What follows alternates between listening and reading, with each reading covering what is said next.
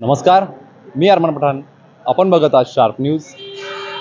आपलं शहर, आपलं गाव, आपली बातमी आपल्यापर्यंत पोहोचवण्यासाठी शार्प न्यूजची टीम नेहमीच कार्य करत असते.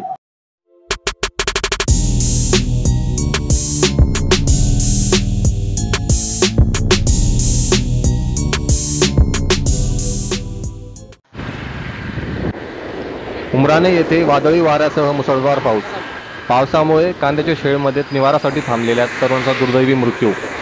आज दिनांक 9 जून रोजी देवळा तालुक्यातील पूर्व भागात सुमारे 2 वाजता वादळी वाऱ्यासह मुसळधार पावसाने हजेरी लावली.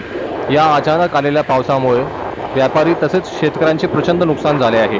यातच अमित बाबूराव पवार कांदा व्यापारी यांच्या दोस्ती ब्रिज जवळील शेळमध्ये वारा पावसापासून बचाव करण्यासाठी थांबलेल्या पिता पुत्रावर शेळ कोसळले.